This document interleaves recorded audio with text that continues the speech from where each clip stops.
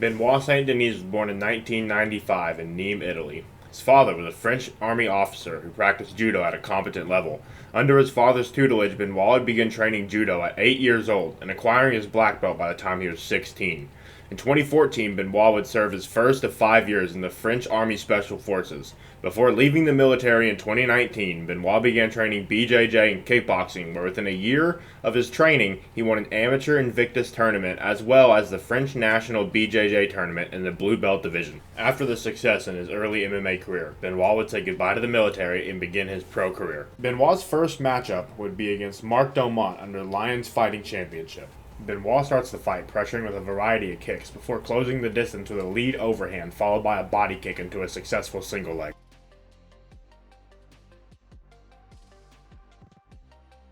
After a few failed submission attempts from Saint-Denis, Domont gets back on his feet, but Benoit pressures him to the cage and begins to let his hands go.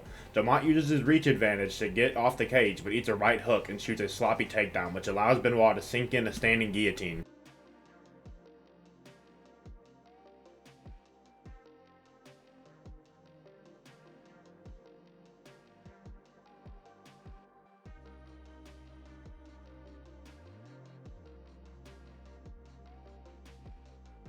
Now up against the cage, Benoit decides to drop to a half-guard position to crank the guillotine. Moments later, the referee makes a controversial stoppage.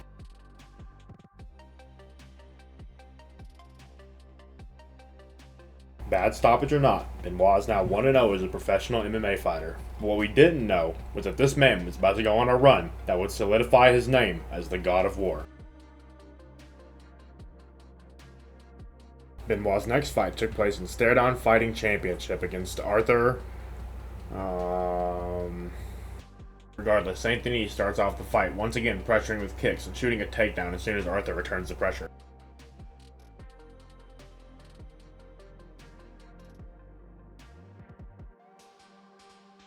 Amidst the scramble-heavy first round, both fighters traded dominant positions on the ground, and Arthur even opened Saint-Denis up with an elbow.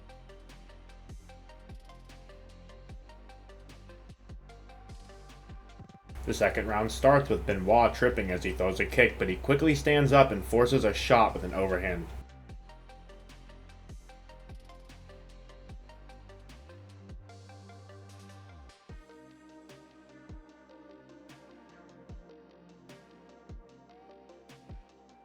We start the third round with Benoit immediately shooting a takedown. Once he initiates the clinch, he just immediately falls onto his back and pulls guard. Now, however cringe this may be, he does end up sweeping, getting the back take, and immediately seeking in the rear naked choke.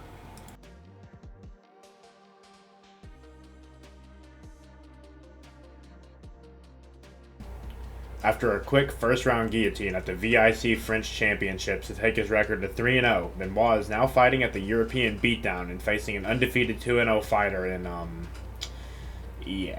Benoit starts the fight off with his usual snappy kicks, but Ibrahim does a good job managing distance.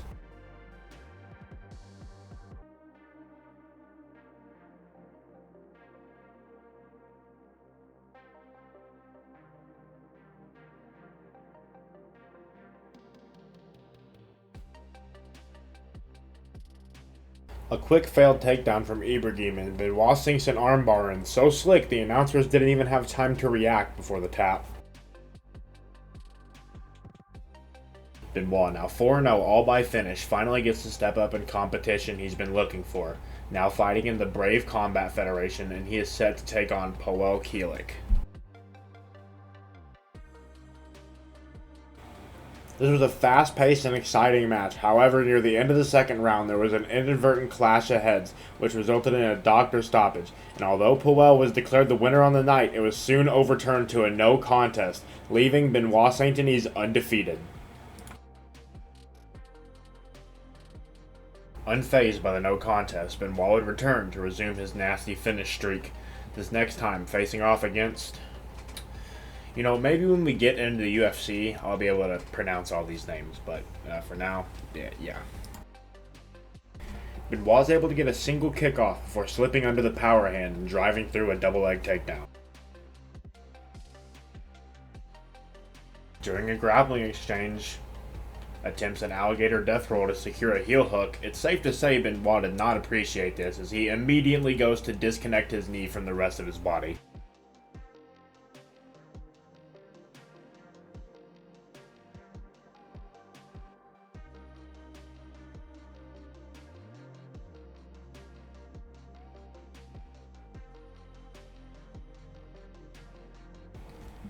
Now 5-0, Benoit finds himself against Mario Said, and it doesn't take long for Denis to shoot the blast double leg.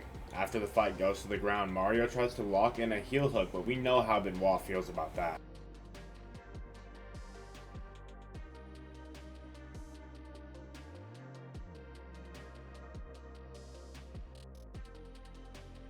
Benoit Saint-Denis. Oh, he gets clipped with a hook. Oh, this fight has everything. Needs to be wary of dipping that head in, especially with that southpaw. Big knee from Benoit Saint-Denis. I think Mario Saint might be hurt here. This is big, fantastic, ladies and gentlemen. Benoit Saint-Denis with a big uppercut. Mario just wears it. Oh, and another left hook. Oh, he's got that could be it. That is it. Benoit, now 6-0, finds himself up against the holy incarnation of Jorge Masvidal, but instead of landing the flying knee, he actually gets blast double leg.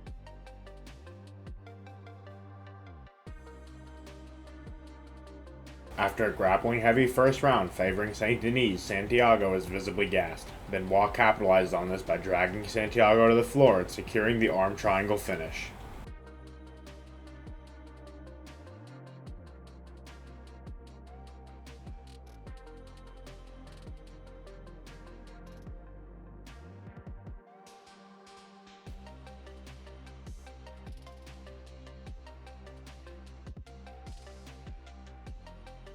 Benoit, smelling blood and a UFC contract in the water, wastes no time dragging his final Brave FC opponent Gudari to the floor and locking in another arm triangle finish.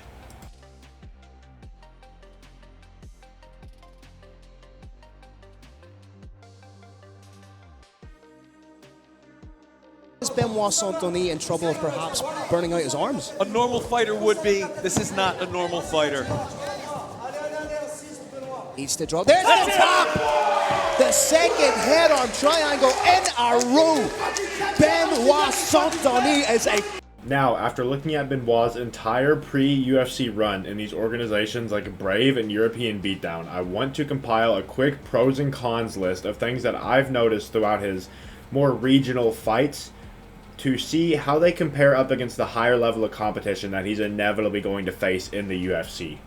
Let's start out with the pros. USADA, I need you to get a sample of this dude's calf. I know you got fired by the UFC, but before you leave, the last thing you do, please get me a sample of this dude's calf. I know he's hiding a metal baseball bat in there, and it's quite simply unfair.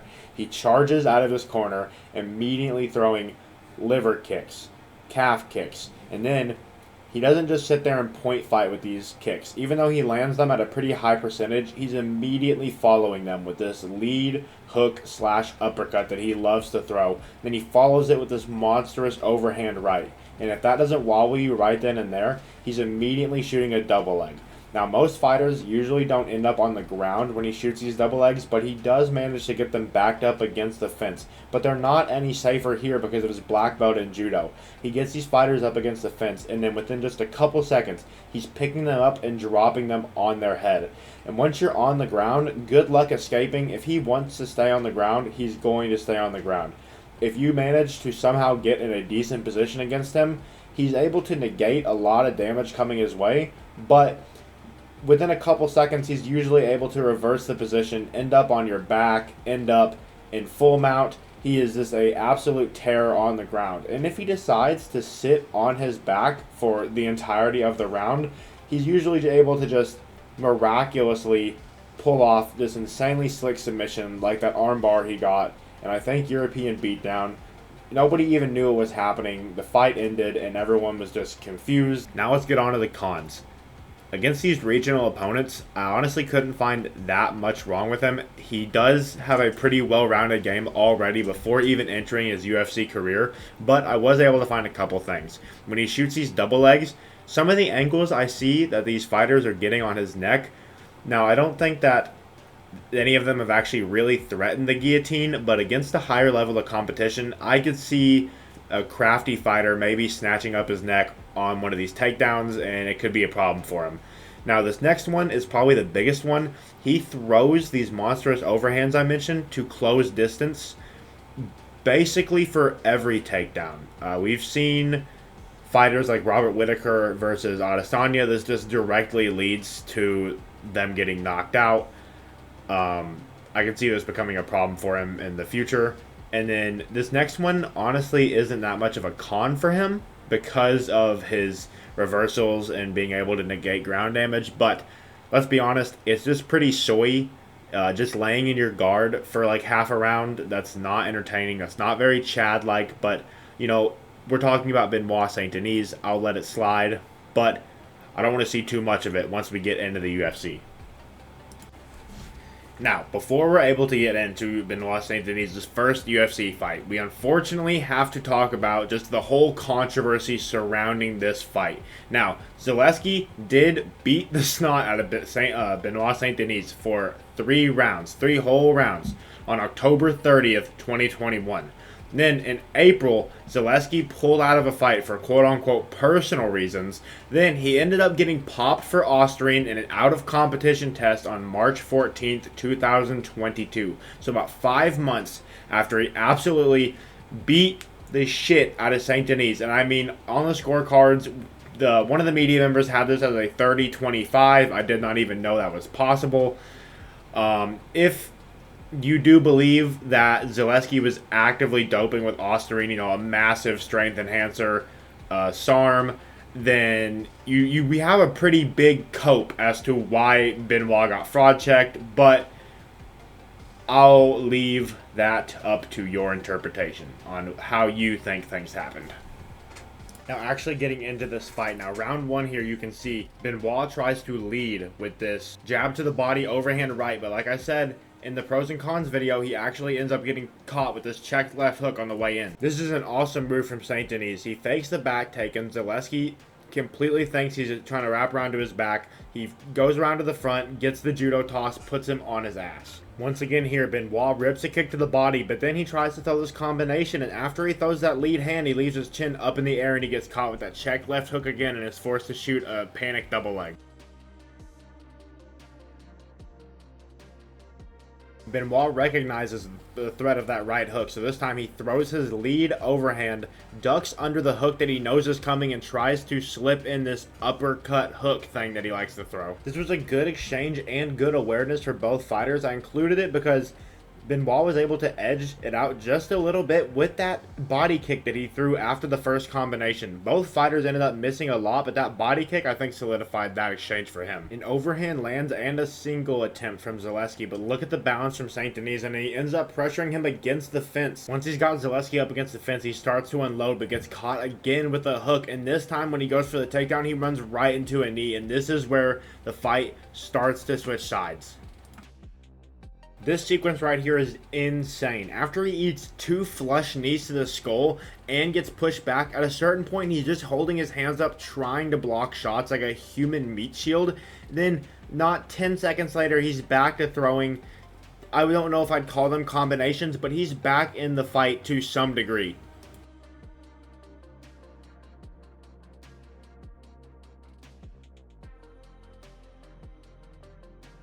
As soon as Benoit is able to claw his way back into the fight just a little bit, this right hook just starts landing all day long for Zaleski, and I think the ref genuinely wants Zaleski to kill Benoit to stop this fight. I don't know what you have to do to be considered not intelligently defending yourself, but maybe this ref is just smarter than all of us and he's seeing something we don't.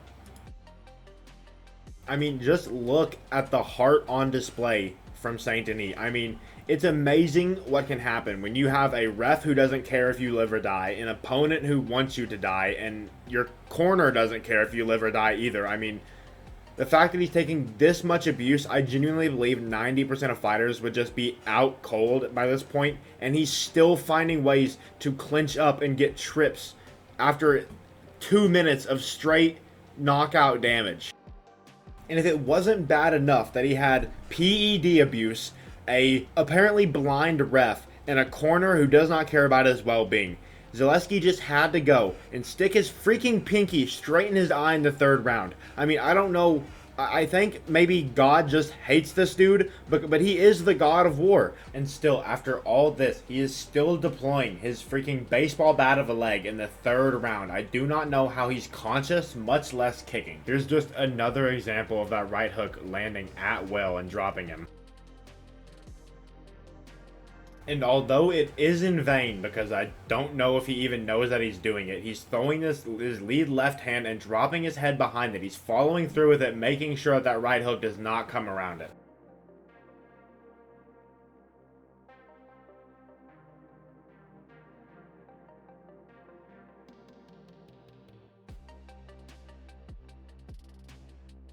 Even with a point deduction for an unintentional groin strike, this fight was scored 29-26 across the board. Now, what I do find interesting is that nobody has seen or heard from this referee since. Rumor has it Dana White took him outside and then used Benoit Saint-Denis' baseball bat of a metal calf to beat this dude to death and buried him right then and there under the asphalt. Now, someone needs to get in contact with this dude's family and confirm this, but honestly, if it's true, it might be for the best. He's saving tons of fighters from ending their lives like 20 years early.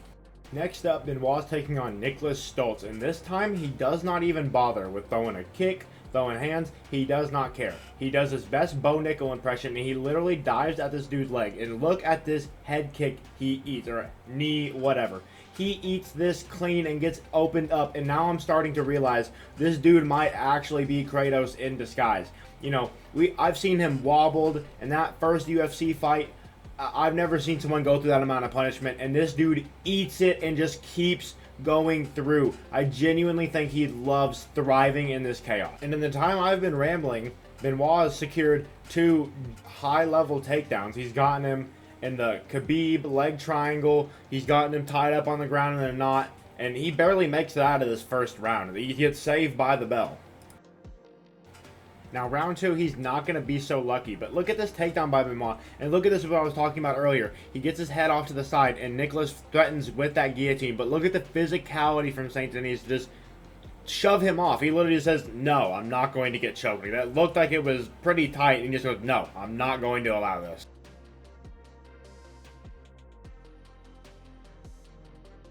Look at this, he drops into the ground, triangles his legs, and then, what is that, 40 seconds later, he's on his back, he's got this guillotine under the neck, and he taps. This guy is insane on the ground. You just cannot mess with him. Benoit's next victim, Gabriel Miranda, in a grappler versus grappler match, and Benoit wants no part in this. He says, yeah, I know you're dangerous here. You're trying to armbar me? Okay, I'm going to powerbomb you.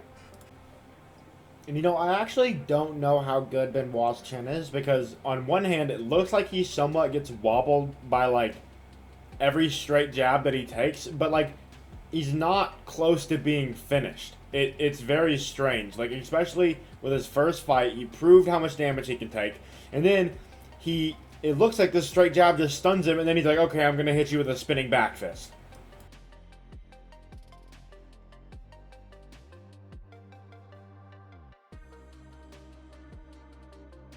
Bro, look at the physicality. He just drops him right in the corner, lets him back up, puts him down again. If there's like 3 more seconds in that round, honestly, that could arguably be a good stoppage right there at the end of the round. But Benoit says, you know what? I might as well. I'll just head into the next round, and I might as well. My job's already done. All I gotta do is clock out, and that he does. Plus, Michael, 10-8. Oh, 10-8 for sure. That was a tough round for Miranda. He got dropped, he got almost... Oh, he's going to get knocked out. He brings the storm. Again in the second round, he gets the finish.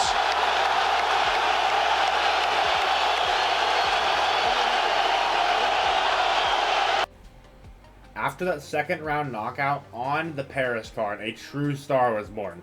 You know, people knew of Benoit Saint-Denis, the God of War, but they didn't know who he was. And after that, I would argue the whole lightweight division got put on alert. And then his next 3 fights, he went on to prove why they do need to be scared of him. Now that Benoit has proved himself as a force in the lightweight division, even with the step up in competition that the UFC brings, they give him a challenge in Ismail Bonfim. And do you think that Benoit takes this calculated and slow and he wants to win a decision and make sure he moves up the rankings? No, he bulldozes through him with no regard for his own safety. This guy has like a Marlon Cheeto Vera chin, and with like 10 seconds left in the round, he goes, I don't even care if this is under the chin or not. I'm just going to squeeze so damn hard, he literally has to tap out. It's the tap! Benoit Saint-Denis! Another win by submission. Even after this impressive win streak that Benoit's putting up at lightweight, he does not have a ranked title opportunity yet, but instead they give him Thiago Moises, someone who previously went 4 rounds with Islam Makhachev, but I don't think Benoit is going to take that long.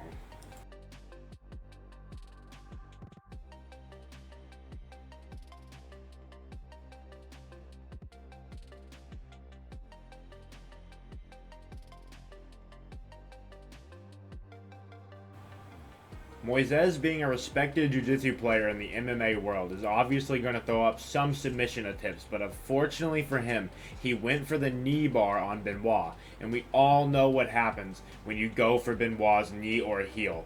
He does not take kindly to it.